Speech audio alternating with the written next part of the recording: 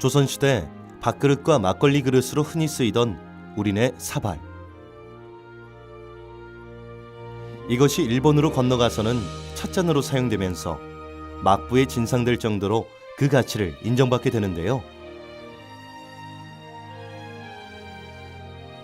조선 사발이 이도다완으로 불리며 큰 인기를 얻자 부산에는 일본으로 가져갈 찻잔과 도자기를 굽는 곳이 생기게 됩니다. 이곳이 바로 초량외관의 부산요인데요.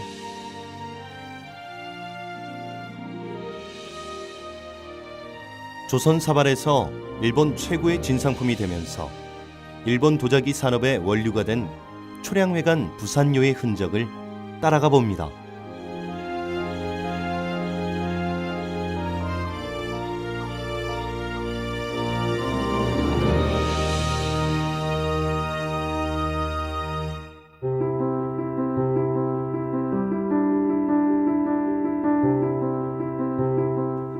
동아대학교 박물관 수장고에는 독특한 도자기 파편들이 보관되어 있습니다.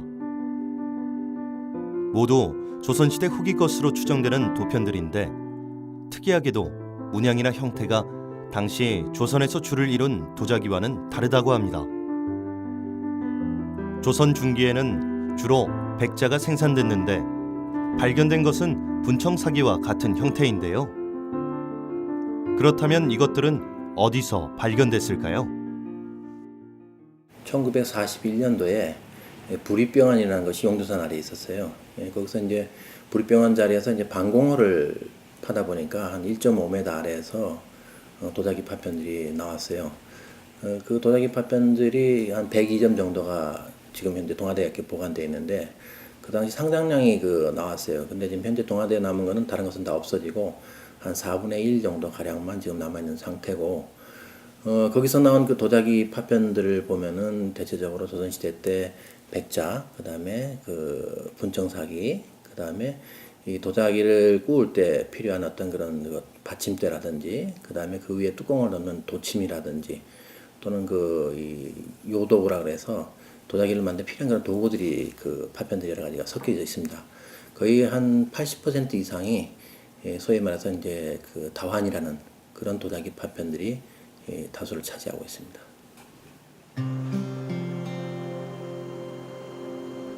오랜 세월의 흔적을 말해주듯 도자기는 온전한 것 하나 없이 파편들만 남아있는데요. 작은 부분에 불과하지만 그러나 이를 통해 알게 된 역사적 사실은 엄청납니다. 거기서 나온 파편을 보시게 되면은 대체적으로 조선 중기, 전기에도 물론 있습니다만은 분청사기편이라든지 조선 중기 이후의 백자편들, 그 다음에 이제 소위 말해서 빨간색으로 그린 그런 철의 그런 안료로 그린 그런 그림 그 도자기라든지 이런 것들이 나오게 됩니다. 그래서 크게 보면은 조선 전통의 도자기들이 있고 또 일본에서 문양이라든지 생김새를 갖다 다 이렇게 그 주문 제작을 해서 했기 때문에 그런 것에 해당되는 파편들이 나오게 되는 거죠. 그래서 일반 우리 조선시대 때 중기 후기 이후에 어떤 그런 도자기 파편과 그 앞시대의 파편들이 같이 나오는 그런 양상이죠.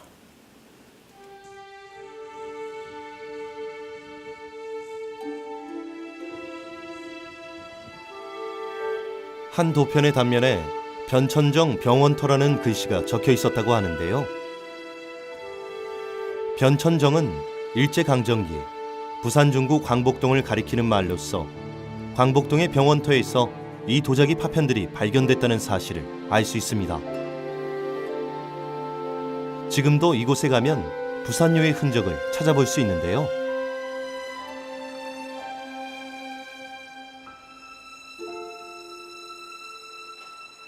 그 부산요는 글자 그대로 부산에 있었던 가마다. 근데 사실은 그 부산요는 우리가 지금 임진전쟁을 통해서 외성이 우리 남해안에 있었던 것과 마찬가지로 일본이 필요에 의해서 초량외관에다가 가마를 만들어서 자기들이 필요한 그릇을 생산한 곳이 바로 부산요라고 보시면 될 것입니다.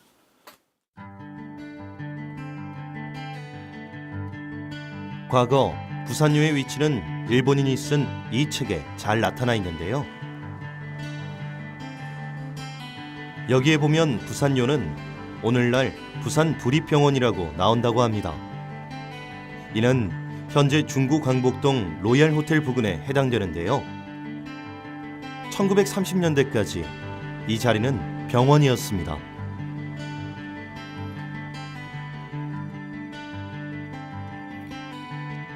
(1876년) 일본 거류민과 군속의 치료를 위해 들어선 재생의원.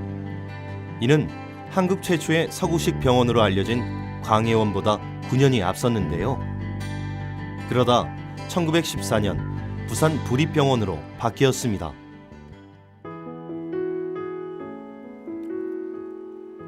그 옛날 부산요가 있었음직한 자리는 로얄호텔처럼 비어있거나 오래된 건물들이 자리를 차지하고 있는데요. 조선이 일본에게 허락한 유일한 땅인 초량외관이 부산에 있었기에 이곳에서 일본은 조선 도공들에게 도자기를 주문했습니다. 다만 변박이 초량외관도를 그릴 당시엔 부산요가 철거되어 그림에선 찾아볼 수 없습니다.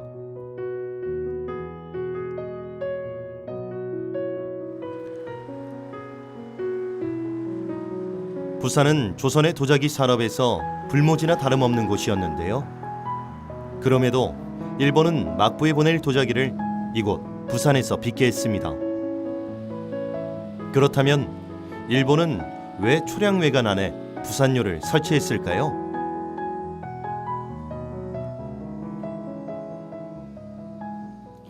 부산요가 설치된 이유는 뭐 여러 가지가 있겠습니다만 무엇보다 우리 조선 도자기의 우수성에 반해버린 거죠. 네, 한마디로.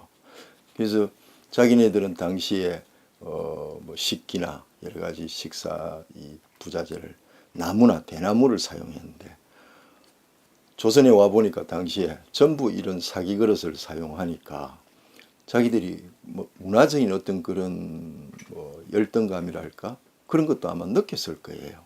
아, 조선이라는 나라가 이런 그릇을 만들어서 밥도 담아 먹고 국도 담아 먹고 차도 먹구나. 그래서 이제 거기에서 대단한 필요성을 느끼게 된 거죠. 특히 전쟁을 통해서 이 사람들이 차 문화가 우리보다 좀 앞서 있었는데 차 사발로서의 그 제격을 하기 위해서 우리 사발을 가지고 가서 쓰기도 했고 약간 변형된 일본식의 어떤 그릇들이 많이 생산이 됐다고 보시면 되죠. 당시 일본에서는 신진 지배계층이었던 무사들 사이에 다도가 크게 유행했는데요. 다도를 한다는 것은 높은 사무라이를 뜻했고 여자들은 다도를 할 수 없었습니다. 그들은 그들의 지배 철학을 이 다도에 담았다고 하는데요. 소박함과 간소함이라는 그들의 취향과 딱 맞아떨어진 것이 바로 조선 사발이었습니다. 초량외관에서 관수가 동래부사를 찾아간 것은 즉 일본이 조선을 찾아가는 외교적인 국가 외교적인 문제가 되는 거죠.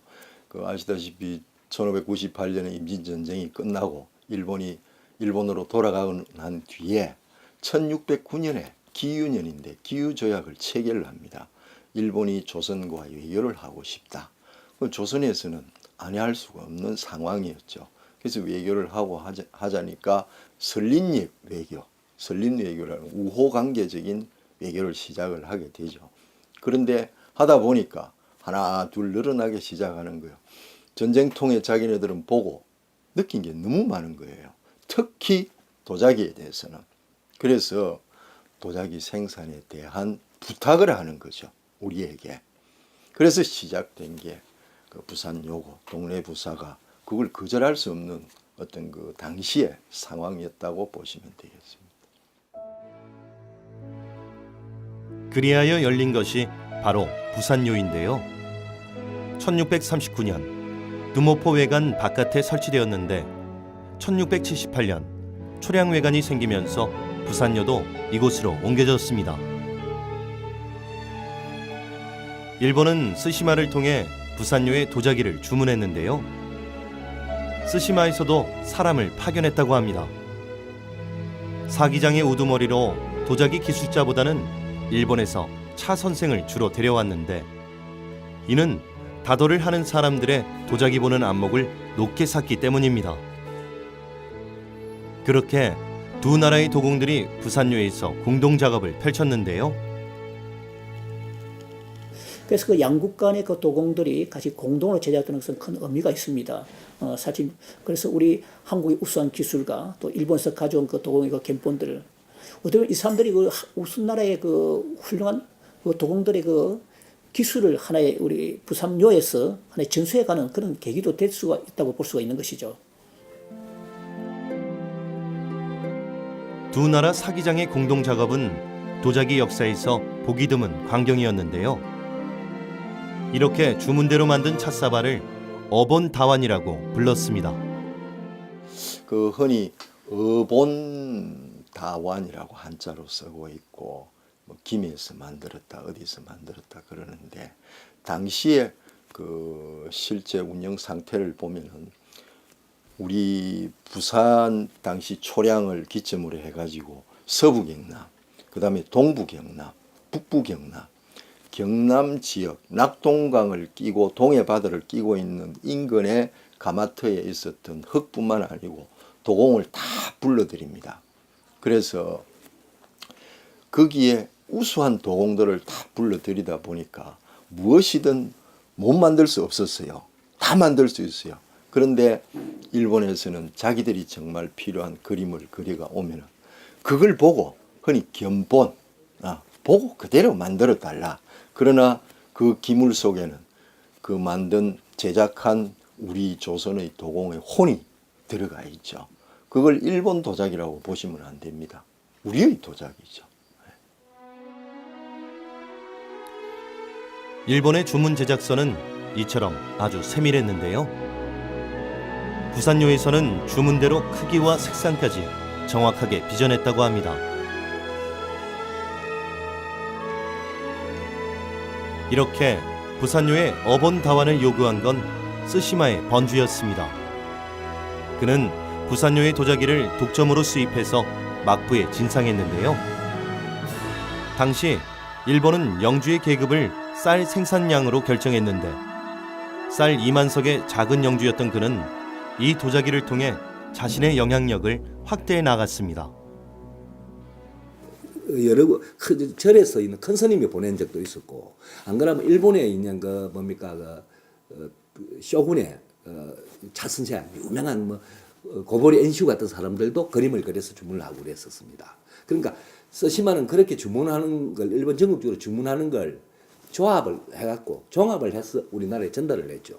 그래갖고 이제 우리나라에서 만들어 간 걸 가서 그 사람들에게 공짜로 나누어 줍니다.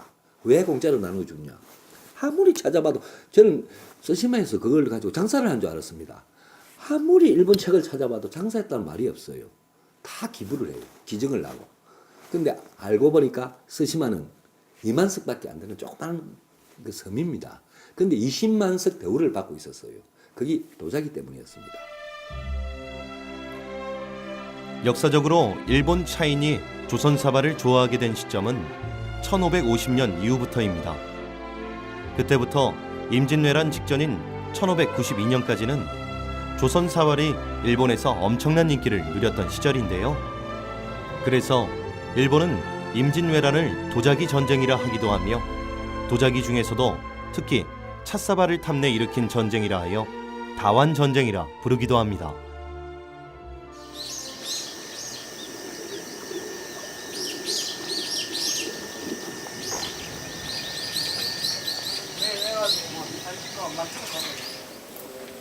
경남 양산의 신정이 요에서 우리 도자기의 명맥을 잇고 있는 이분은 고 신정이 사기장의 큰아들 신항균 씨인데요. 아버지의 대를 이어 우리 도자기의 우수성을 알리기 위해 오늘도 그는 흙과 함께 하루를 보내고 있습니다. 저는 우리 아버님이 신자 정자 희자입니다. 한국에서 고려다원에 가장 먼저 재현을 하신 분입니다. 그럼 뭐 그 집 큰아들도 태어났습니다. 그래서 이어서 하고 있습니다. 단지 아버님이 항상 가슴이 아파서 내가 만든 걸 책으로 남겨야 될 건데 해서 그 큰아들 노릇한다고 뭐 몸무게가 15kg씩 빠지면서 도자기 책들을 많이 냈었습니다. 근데 그 책들이 또 일본, 한국에서 또 많이 이제 베스트셀러가 돼서 기분도 좋습니다만 아직도 사실은 연구가 미약해서 열심히 하고 있습니다. 그러니까 아버님은 항상 그랬습니다. 도자기는 나의 종교라고. 그냥 종교처럼 사발 만드는 걸 좋아하셨습니다. 그럼 나는 그분 아들이니까 모태신앙이죠, 도자기가. 그럼 저도 숙명적으로 뭐 흙에서 꽃신내가 나고 그렇습니다. 항상 아버님이 흙에서 꽃신내를 느껴야만 사기장이 될 수 있다 그랬거든요. 저도 하다 보니까 그렇게 되더라고요.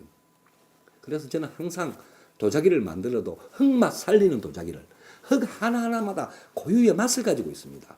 그 흙맛 살리는 도자기를 만들려고 노력하고 있습니다. 그의 부친인 신경이 도예가는 조선시대 이후 명맥이 끊긴 황도사발을 1968년 재현하는 데 성공한 분입니다.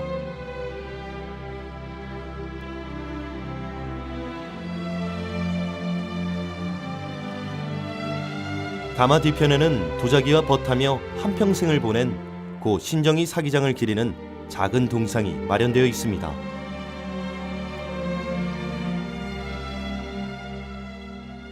한때는 가업을 물려받기 싫어 다른 공부를 한 적도 있었다는 신한균 씨. 그러나 끝내 가마로 돌아올 수밖에 없었다고 하는데요. 이후 우리 사발이 일본에선 국보로 대우받지만 한국에선 막사발이라고 폄하되는 것에 분노한 그는 우리 사발의 우수성을 알리기 위해 지금도 혼신의 힘을 다하고 있습니다. 부산의 상징입니다. 사실 그 부산요 흔적을 지금이라도 좀 많이 남아있다 그러면요, 일본인들 억수로 관광하러 올 겁니다. 근데 지금은 뭐 남포동에 가면 흔적이 없지 않습니까? 그러니까 이런 부산요의 이야기라든지 이런 걸 이제 그 스토리라 그럽니까? 스토리를 많이 발굴해서 한국, 일본 좋아지는 시대를 대비해서 재밌는 부산 이야기를 남겨놨으면 하는 바람이 있습니다. 중국마저도 사실 플라스틱에 밥 주면 밥 잘 안 먹거든요. 근데 우리는 너무 플라스틱 문화에 빠져 있다 보니까 미를 볼 수 있는 게 좀 약해진 것 같습니다. 그래도 언젠가는 시간이 가면 제자리로 돌아온다고 확신합니다. 왜냐하면 저 어렸을 때 있죠. 아버님이 사발을 만들고 왔을 때 기신글을 만든다고 전세집을 안 줘서 쫓겨나고 그랬었습니다. 근데 지금은 아무리 작품 비싼 돈을 주고 사는 사람도 많이 있거든요. 저 작품도 그렇고 그만큼 의식은 변하고 있습니다. 도자기 작업뿐만 아니라 그는 그간의 연구를 정리해 조선 사발의 가치를 알리는 책과 일본에 끌려간 조선 도예가들의 삶과 애환을 다룬 역사 소설을 펴내기도 했습니다. 그렇다면 그렇게 번성하던 부산요는 왜 사라졌을까요? 부산요가 폐쇄된 1717년 무렵엔 계속되는 흉년으로 인해 기아와 전염병까지 발생하면서 백성들 모두 힘든 시절을 보내야 했습니다. 뭐 흔히들 이 도자기에 들어가는 흙을 보통 그 고랑토라고 부르죠. 이것은 우리가 보면 흔히 태토라고도 부르기도 합니다. 이 태토가 많이 생산되는 곳이 우리 그 경남 지방인데요. 지금 같으면은 하동이라든지 사천, 밀양, 그 다음에 양산, 김해, 이 부산포를 중심으로 그 당시에 그 인근 지역입니다. 그렇지만은 이 하동이라든지 사천 쪽에는 좀 거리가 먼데 그쪽에 있는 흙이 또 양질의 흙이기 때문에 이걸 이렇게 부산포까지 가져오려면 굉장히 그 시간이라든지 그 다음에 많은 그 인력이 필요했던 겁니다. 특히 농방기에 이걸 가져오려면 농민들에게 그야말로 그 고통스러운 일이었고 이것을 또 동네 부산은 모를 리가 없었던 겁니다. 그래서 가면 갈수록 약 80년 동안 이걸 흙을 공급을 하려면은 그뿐만 아니죠. 땔감이라든지 또 우리 조선의 도공들을 갖다 공급을 하려면은 그만큼 동네 부산에서는 그 고된 일 중에 하나였습니다. 그래서 세월이 흐를수록 소홀할 수밖에 없었고 이것이 하나의 뭐냐면 그 당시에 왔던 도자기를 어떤 그 경영을 하던 그 번사들로서는 하나의 또 자기 남들 또 고통스러운 일이었고 이것이 하나의 그 마찰이 되면서 결국 최고 마지막에 왔던 마서 시다라는 이 도공은 이에 대해서 불만을 가지고 결국은 칼로서 자결해 죽었다는 그런 이야기가 전하고 있습니다. 외관 내 일본인들에 관한 기록을 담은 외인 구청 등록을 보면 일본인들의 요구 조건이 잘 드러나 있는데요. 계속되는 일본인들의 까다로운 요구에 조선은 서서히 지쳐갔습니다.